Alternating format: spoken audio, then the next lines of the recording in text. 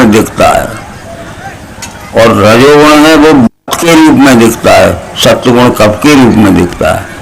इसी तरह हम जब ज्ञानी पुरुषों के पास गए थे, वो कहते थे कि देखो भाई, तमोगुणी भोजन मत करना है, अहंकार बढ़ेगा, उन्माद बढ़ेगा, सत्वगुणी भोजन करना, बुद्धि ठीक रहेगी। तो ये खाने की चीज में लिखा है सब कि खाद्य पदार्थों में जो सतरजतम 3 गुण रहते, कारण रूप में रहते, अति सूक्ष्म रूप में रहे। खाया हमने तो हमारे शरीर के गुण की घर्षण लगी तो वो कब्बात पित्त बन गए, और फिर उनका स्थूल स्वरूप मन बुद्धि अहंकार बन गया। तो अहंकार है तमोगुण, मन है रजोगुण, और बुद्धि है सत्वगुण। जैसा खावे अन्न वैसा हो। उसी चीज में मन 3 गुण जानता है, उसी चीज में 5 ज्ञानेंद्रियों से शब्द स्पर्श रूप रसगंध 5 गुण जाने। 5 और 3 कितने हो गए? 8। इसका नाम है 8 भुजा की देवी। बस ये जितना फैला है संसार, मूल माया, अष्टधा प्रकृति, साकार सगुण। तो साकार सगुण इतना ही विचार करना है अपने को कि इस एक ही वस्तु में मट्टी का टुकड़ा ले लीजिए, कागज का ले लीजिए, हमने इस एक ही में 8 गुण देखे। ये शब्द गुण आकाश का देखा, स्पर्श गुण वायु का देखा, रूप गुण अग्नि का देखा, ये रस गुण जीभ से जल का देखा, और गंध गुण पृथ्वी का नाक से देखा। 5 देखे। अब इसको हमने खाने की चीज में खाने में देखेंगे, लिखने के पेन में लिखने में देखेंगे, घड़ी में देखेंगे 3 गुण। फिर इसको जब हमने पीस कर घी के साथ मिलाया और घी शक्कर खाया तो हमारी जीभ को बहुत अच्छा लगा, और जब अंदर गया और मन से संग हुआ तो मन को बहुत अच्छा लगा। जिस किसी भी वस्तु का संग करने से हमारे बाहरी इंद्रियों के उपयोग में अच्छा लगता है, और भीतर जो मन बैठा इंद्रियों के उनको भी खुशी होती, इसलिए उसे सत्व गुण कहते। इसी को हमने पानी के साथ घोल के शरबत बना के पिया। जब हमें प्यास लगती है हम शरबत पीते हैं, 1-2 गिलास शरबत पीने पे प्यास नहीं मिटी, हम 4-5 गिलास पी लेते हैं। तो जीव के स्वाद में 1-2 गिलास पियो, चाहे 4-5 गिलास पियो, तो मीठा शक्कर भरा पानी अच्छा लगे। पर अंदर गया तो चिकित्सा विज्ञान की दृष्टि से पानी का गुण शरद होता है, शीतल होता है, ठंडा होता है, और निरे शक्कर का, सूखी शक्कर का गुण खुश्क रूखा होता है। तो हमारे अंदर जो जठराग्नि जल रही है, भोजन पचाने की आगी, उसकी जब उष्णता लगी तो ठंडा पानी भाप बन के हमारी खोपड़ी में चल गया, नाक से बहने लगा, और बची शक्कर, सूखी शक्कर, तो हमें चक्कर आने, सिर में दर्द हो गया, हाथ पांव में दर्द हो गया, फूट गया। तो जिस किसी भी वस्तु का संग करने से इंद्रियों के उपयोग में अच्छा लगता है, जीव के स्वाद में अच्छा लगा, वो मन पे आया परिणाम बुरा, अच्छा बुरा मिलवा, ये रजोगुण। और सूखा डल्ला चबाई ये खाने की चीज है, तो खाने में भी हमारे मुलायम मसूले उखड़ जाएंगे, और फिर सूखी शक्कर गई पेट में, तो जो कुछ गीले रहता है हमारी हथड़ियों में, नसों में, वो भी सोख लिया, और फिर गर्मी बढ़ी, मुंह सूखने लगा, सिर में चक्कर आने लगे। तो इसको सूखा खाने से तमोगुण होगा, पानी के साथ घोले पीले रजोगुण होगा, घी के साथ खाने से। तो ये तो खाने की चीज है, ये पेन खाने का नहीं है।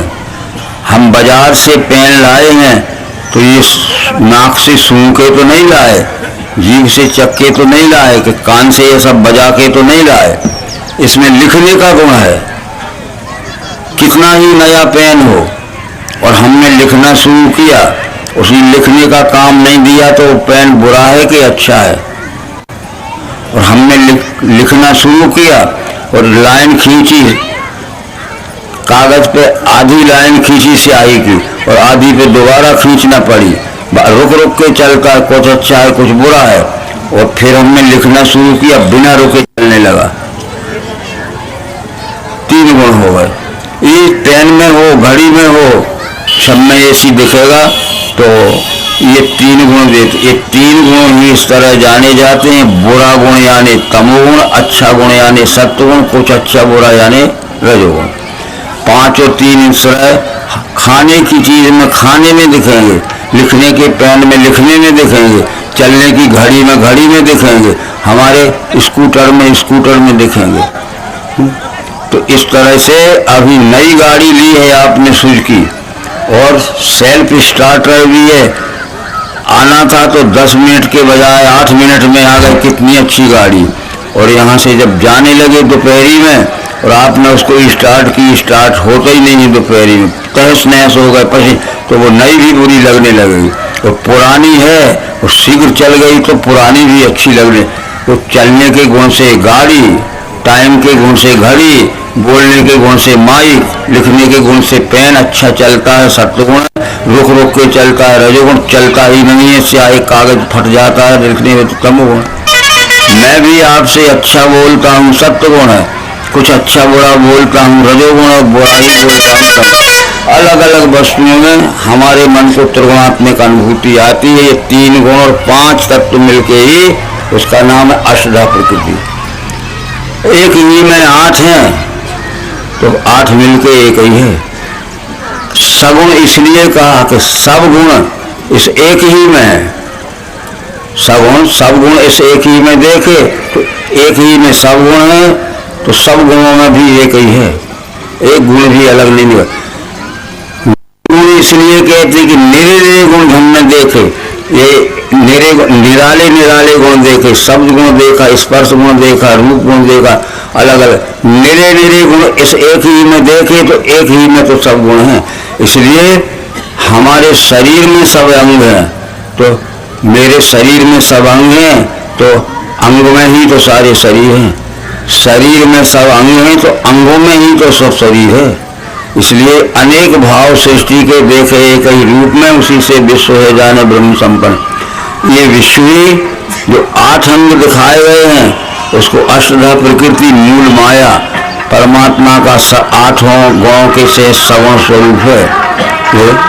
परंतु झगड़ा यहाँ ये हो गया कि मन इंद्रियों से देखा तो 5 दिखते हैं, और इंद्रियों से देखा तो 5 दिखते हैं, मन से देखा तो 3 दिखते हैं।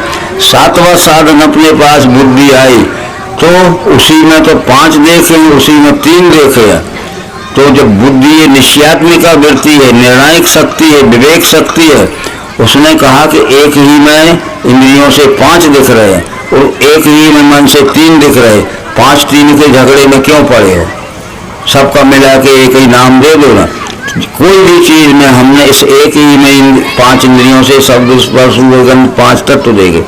इस एक ही में नारियल ये सड़ा निकला तो कैसा है, और कुछ सड़ा सा है, कुछ अच्छा सा है, और पूरा अच्छा है। अभी कह सकते हो कैसा है, जब भीतर फोड़ोगे अभी कह भी देंगे हम अच्छा है, पर फोड़ा तो सड़ा निकला तो कहा बुरा है। और कुछ अच्छा है कुछ बुरा है, तो पूरा सड़ा नहीं है तो कुछ अच्छा है कुछ बुरा है, तो बिल्कुल ठीक है सत्य। तो इस तरह से 5-3 का झगड़ा छोड़ो, उसका नाम रख दो। नाम रख दिया तो नाम है उसके आगे जान के बुद्धि ही जहाँ लय को प्राप्त होती है वही सदरूप जानना, और वही है अपना रूप पुरुषोत्तम भाव से महिमा सदगुरु की निज बोधात। अष्टांग क्षर साकार, 8 अंगों का जो क्षर है वो साकार है, और नहीं रूप मिठास में दोनों भावना छोड़ो, नाम लय हो गया और अकेला नाम वही है अपना रूप पुरुषोत्तम भाव। ये समझाने का जो वेदों में था वही रामायण में लिखा है, वही गीता में लिखा है। अब रामायण पढ़ने वालों को पता नहीं है, श्रद्धा बिना धर्म नहीं होई, मई बिन गंध न पावे कोई। जब तक हमारे अंतःकरण में सात्विक श्रद्धा ना होगी, समझने की बुद्धि ना होगी, तब तक ज्ञान समझ में नहीं आ सकता। जैसे मही बिन गंध न पावे कोई, पृथ्वी के बिना गंध किसी को नहीं, कहीं नहीं मिल सकती। पृथ्वी के बिना गंध किसी को कहीं नहीं मिल सकती। जब पृथ्वी तो है होगी जब उसमें गंध मिलेगी। बिन तप तेज की कर विस्तारा, जल बिन रस की हो संसारा। जब तक तत्वदर्शियों का सत्संग हम ना करेंगे तब तक तत्व दर्शन नहीं हो सकता। बिन तप तेज की कर विस्तारा, तप है में शॉर्ट फॉर्म का अर्थ है, शब्द है, ता का अर्थ है तत्व, पा का अर्थ है पहचान। जो तत्व पहचान चुके हैं, तत्वदर्शियों का सत्संग न करोगे तो तब तक ज्ञान नहीं हो सकता। बिन तप तेज की कर विस्तारा, जल बिन रस की हो संसारा। संसार में कोई ऐसी वस्तु नहीं है, चाहे धूल का कण हो, घास का तिनका हो, कागज हो, चाहे लकड़ी हो, कोई है जिसमें रस, जल का गुण रस ना हो किसी चीज। परंतु जल का गुण किसी भी चीज में देखता है बिना जीभ से लगाए नहीं दिखेगा। सील की मिल बिन बुद्धि काई, जिमिन बिन तेज न रूप गुसाई। ये तत्वदर्शियों का संग करेंगे तब हमें तत्वदर्शन हो। जिन बिन तेज न रूप गुसाई, जैसे अग्नि के प्रकाश के बगैर रूप नहीं दिख सकता है, तो प्रकाश कितना ही फैला हो, रूप कितना, जिसकी आंख में प्रकाश ना होगा नहीं दिखेगा। निश्चित बिन मन होए कि तीरा, परस की रहे विहीन समीरा। स्पर्श बिना वायु के नहीं हो सकता है, परंतु ठंडा लग रहा है, गर्म लग रहा है, हवा आई ठंडी लगती है त्वचा को, हवा आई गर्म लगती है त्वचा को, बिना अपने हाथ की त्वचा को ठंडे गर्म का स्पर्श त्वचा में होता है। और बिन विज्ञान की समता याद है, कोई अवकाश की न बन पावे। प्रयोग है, बिना विज्ञान के प्रयोग में देखे ये पांचों तत्व समान भाव से चराचर में कोई नहीं जान सकता। ठीक है, फिर यही बात तो चली गई भगवत गीता में। अंत में कृष्ण कहते हैं कि विश्व में सब मैं ही हूँ, दूसरा कुछ है नहीं, पर स्थूल सूक्ष्म रूप से हूँ। 8वें 9वें श्लोक में कहते हैं कि रसो है मक्षु कौनते, हे अर्जुन जल में रस रूप से मैं भरा हूँ। तो जल आंख से दिखता है, और जल का गुण स्वाद देखना है तो जीभ से लगा के देखना। पुण्यो गंधा पृथिव्याम चा, पृथ्वी में गंध रूप से मैं भरू हूँ, पृथ्वी प्राकृतिक गंध रूप से मैं भरा हूँ। तो पृथ्वी आंख से दिखती है और गंध नाक से दिखेगी। उससे क्या है, तेजस त्यास्मी विभाव शो, अग्नि का रूप मैं हूँ, पर अग्नि के प्रकाश में अग्नि की ज्ञान दी आंख से ये रूप दिख रहे हैं। ठीक है, ये वेद में चले जाइए, भूमि गंधो भूत्वा नासिके प्राप्त, ये पृथ्वी के नाक में समा गई है। तब गंध बांस लेना है तो कान से नहीं आएगी, जीभ से नहीं आएगी, नाक से ही आएगी। फिर अग्नि चक्षु भूत्वा यक्षिणी प्राविशत, ये परमात्मा के विराट स्वरूप का जो दूसरा अंग अग्नि, वो आंख में प्रकाश बन के बैठ गया है। तो जब अग्नि का गुण देखना है रूप, तो अग्नि की क्रियाशील लिंग आंख से देखना पड़ा। फिर व्योम शब्द भूत्वा श्रोत्रे प्राप्त, आकाश शब्द बन के कान में बैठा है। कोई को शब्द सुनना है तो कान ही से सुनना पड़ेगा। फिर आपा जल, आपा रस भूत्वा रसना प्राप्त, जल रस बन के रसना में बैठा है, पानी भरा है। तो जल का गुण रस जानना तो जीभ से जानना पड़ेगा। जो वेद में लिखा है, जो गीता में लिखा है, वो रामायण में लिखा, वो भागवत में भी लिखा। अब हमें 5 तत्व मिलके 8 अंग होते, उसको कहते अष्टधा प्रकृति साकार स्वरूप। ये सब रामायण में गीता में लिखा होगा।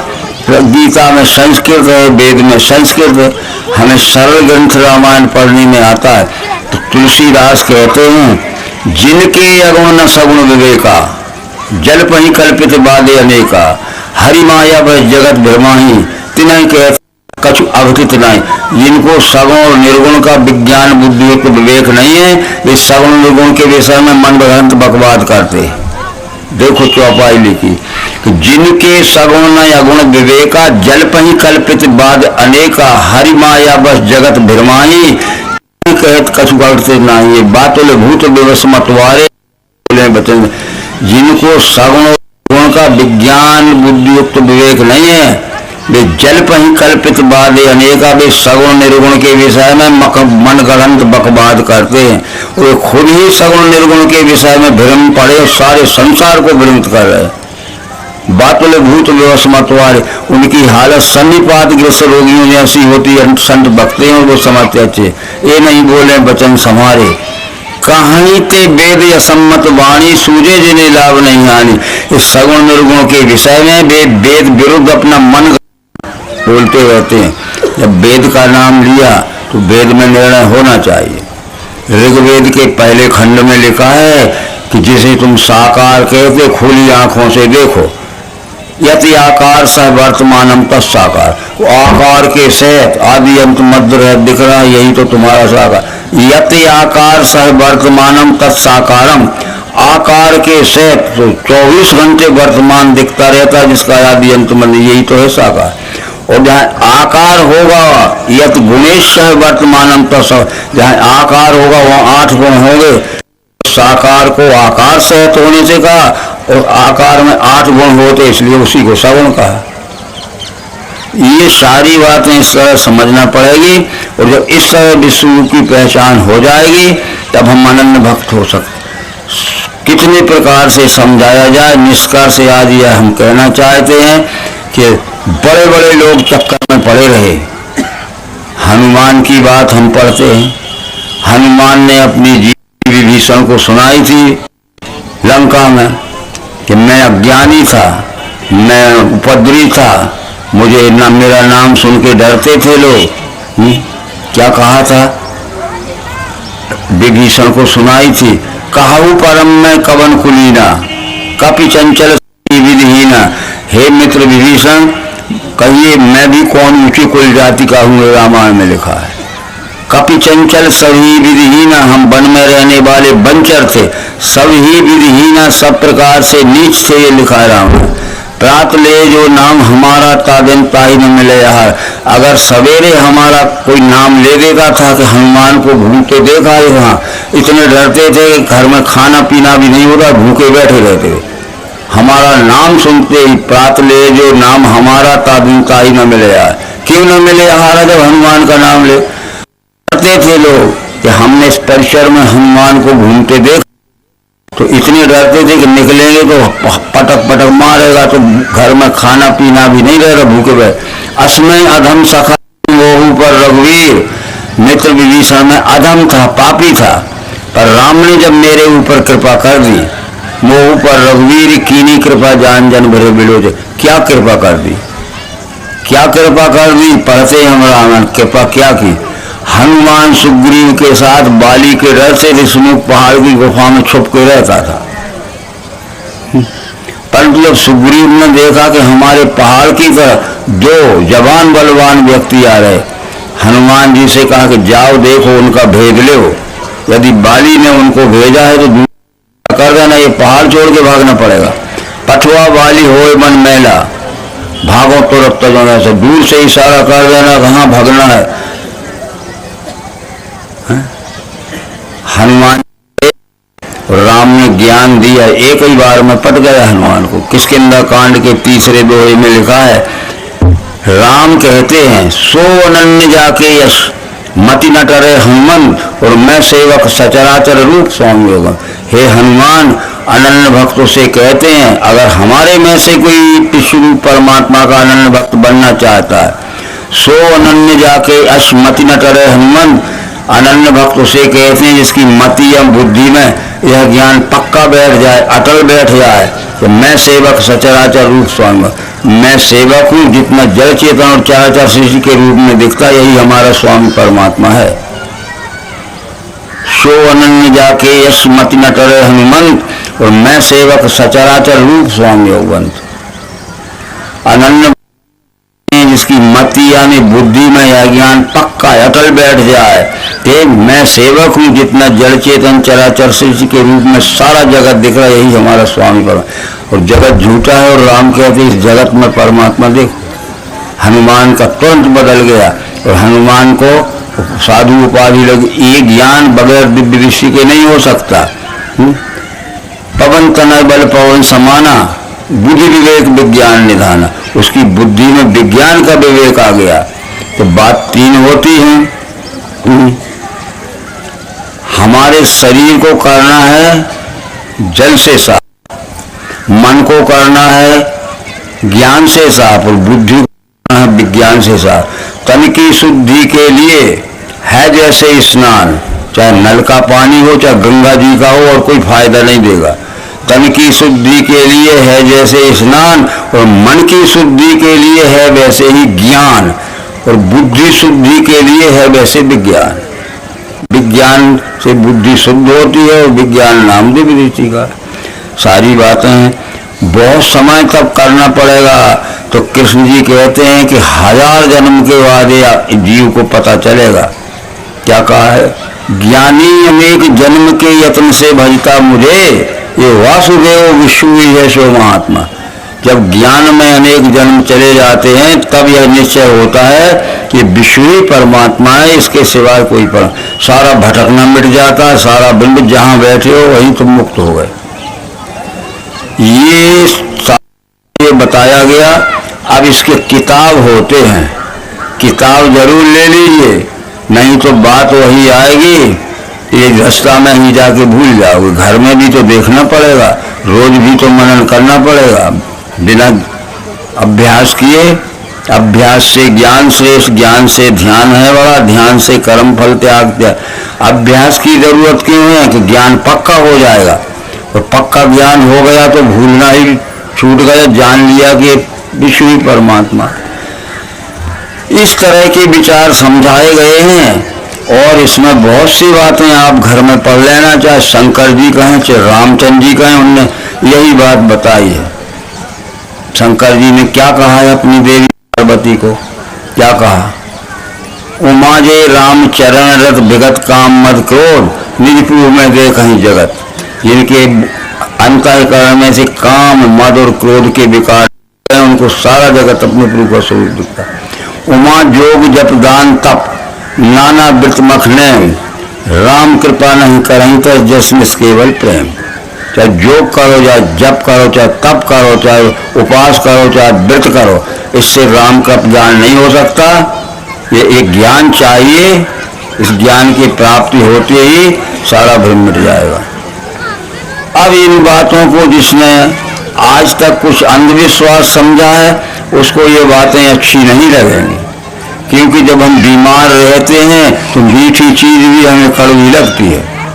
हम हैं अहंकार के बीमार, हम हैं भ्रम के बीमार, और ये ज्ञान बताया जाएगा तो लोगों को ये लगेगा ये तो उल्टा बताते, और कह तो वही रहे हैं सब। एक बार फिर देवी पार्वती ने पूछा अपने पतिदेव शंकर से कि जब मैं अपने पिता के घर से आई थी तब सैकड़ों भ्रम भरे थे, आपने धीरे धीरे धीरे धीरे मेरे भ्रम दिए, केवल 2 भ्रम है मुझे, खूब 2 भ्रम समझ लेना।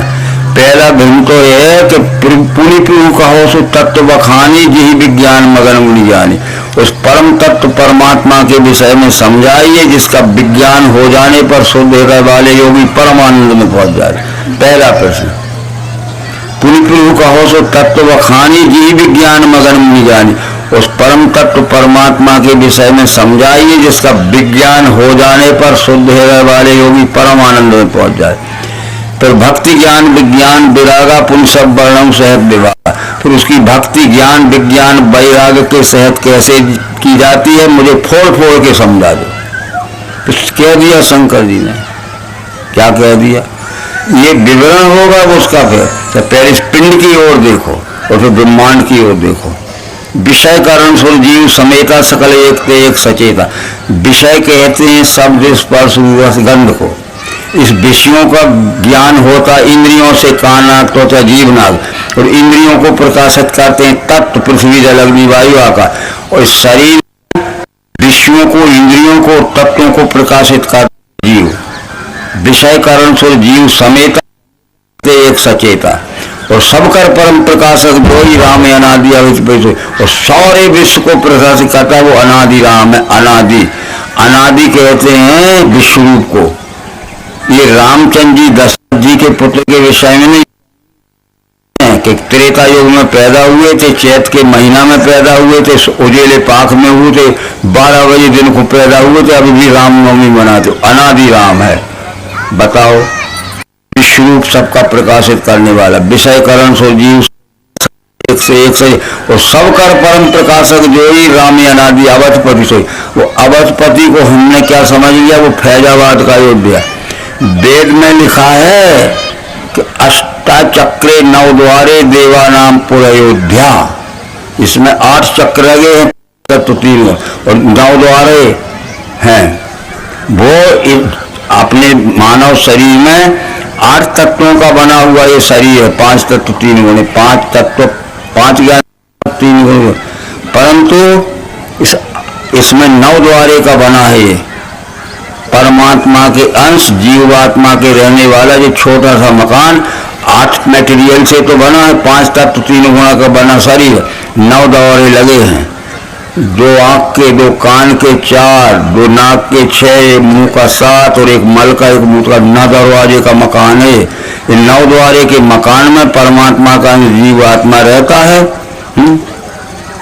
और 8 तत्वों का बना शुद्ध प्रकृति, और जो विश्व परमात्मा 5 तत्व 3 गुण 8 9वां गुण साम्या है, उसमें 10वां अक्षर में रहता है वो उसमें। तो अवधपुरी का मतलब वो है कि ये विश्व ही अवधपुर है। अष्टाचक्रे 9 द्वारे देवानाम पुर अयोध्या, तस्मिन हिरण्मये कोशे स्वर्गो जोष्यवृता। समझाने में ये हमारा शरीर भी 5 3 8 5 तत्व और 17 3 पृथ्वी जल अग्नि वायु आकाश मन और धी अहंकार, यही मेरे प्रकृति के 8 अंग हैं। मेरे साकार शरीर 8 का बना। इसमें इस साकार शरीर के बने हुए 8 अंगों के मकान में 9 दरवाजे लगे हैं, खिड़कियां कहाँ लगी? 2 आँख के, 2 छेद नाक के, 2 कान के, कितने हो गए? और 1 मुंह को, और 1 टट्टी को, पेशाब को, ये 9 खिड़कियां लगी है। और 8 तत्वों का बना घर है और 9 खिड़कियां लगी। इसमें परमात्मा का बेटा जीव आत्मा रहता है, पर जीव ईश्वर जीव। और ये विश्व भी 8 तत्व 5 तत्व 3 गुण का बना है, और गुण साम्य, उसमें 10वां परमात्मा रहता है, अति अतिष्ठित 10 अंग। ये तो कुछ दिन सत्संग करिए, विश्व को छोड़ के कोई परमात्मा नहीं, बस। इसलिए अब तक भटके अब मत भटको, छोड़ भटकना राह पे आ। अब तक भटके अब मत भटको, तो कब तक भटकोगे? 1000 जन्म तक भटकना छोड़ के इस तत्व ज्ञान की राह पे आ जाइए जहां बैठे। इसके आगे वो क्या कहते हैं कि मैं उस परमात्मा विश्व के विषय में समझाता हूँ। बिन पग चले सुने बिन काना, देखो विराम लगाना। बिन पग, बिना पांव का है वह निराकार दिशे, तो चले साकार बन के चल रहा है। सुन काना, सुन रहा है साकार बन के, और बिना कान का है निराकार बन से। कर बिन कर्म करे विधि नाना, बिना हाथों का है निराकार दिशे, और हाथों से काम भी कर रहा है। आनंद रस सकल रस होगी, एगो बिना जीव को है निराकार दृष्टि से, और स्वाद ले रहा है साकार बन के। बिना गाहे गंध बिन गान विषय का, अरे बास ले रहा है साकार दृष्टि से, और निराकार है। असब भांति अलौकिक करनी, महिमा जासु जाए नहीं बढ़नी, दोनों साथ में लगे हैं। तो इसलिए ये भी कहा है कि सगुण ही अगुण नहीं खिंचवेगा। सगुण निर्गुण में कोई भेद नहीं है, और जब तक भेद देखेंगे अवश्य और भी कितने जन्म लगाओ इसके पहचानो, इसके साथ में। जैसे अपने शरीर के साथ में सच्चाई का व्यवहार करते हो, ऐसे विश्व के साथ में करो। अब एक छोटी सी बात कहते हैं, क्योंकि समाप्त भी करना है। इस मानव शरीर की ओर देखिए, हमारे शरीर में आंख है कि नहीं? आंख पूरा शरीर नहीं है, पर शरीर से अलग है क्या? हमारे शरीर में आंख है, आंख पूरा शरीर नहीं है, पर शरीर से अलग है क्या? आंख अपने लिए देखती है कि शरीर के लिए? खूब सोच रहे हैं। वो कहे मेरा कुछ ना बिगड़े, तो वो पांव कौन ले जाएगा? आंख को बाजार में कौन ले जाएगा? पांव। तो पांव के लिए देखती है कि देख के चलो कांटा ना लग जाए, गड्ढा में ना चले जाए, मैं गिर जाऊंगी तो फिर कहाँ जाऊंगी। तो वो पांव को बचाती है, अपनी सुरक्षा को रखती। पांव भी अपना पूरा शरीर नहीं है, पर शरीर से अलग है क्या? अरे अपने लिए चल रहा है कि मेरा कुछ न बिगड़े, नहीं, वो इतने शरीर का बोझा लेके चल रहा है कि इसको ले जाएंगे, जब तो पहुंचेंगे कहीं तो बच के चलता है, और गिर गए तो फिर शरीर ही कहाँ जाएगा। ये इस तरह से हमारा एक अंग पूरा शरीर नहीं है, पर शरीर से अलग नहीं है, पर वो एक अंग भी पूरे शरीर का ध्यान रख के काम करता है। हमारा कान पूरा शरीर है क्या? पर शरीर से अलग है क्या? कान अपने लिए सुनता है कि शरीर के लिए? जब पीछे से गाड़ी आ रही है पू पू बोल के, किसने सुना? सुना तो हट के अलग हो गए। तो कान भी बच गया और शरीर बच गया। नहीं सुना उसमें तो लगा धक्का तो शरीर चकनाचूर हो गया, कान भी चकनाचूर हो गया। इसलिए एक व्यक्ति पूरा परमात्मा नहीं है, पर परमात्मा से अलग है। वो अपने लिए ही न जिए, सबके लिए जिए। जैसा सुख मैं चाहता हूँ तो अपना सुख ना बिगड़े, पर दूसरे के सुख को भी सुरक्षित रखे। तो ये अंशी अंशी का संबंध होना चाहिए।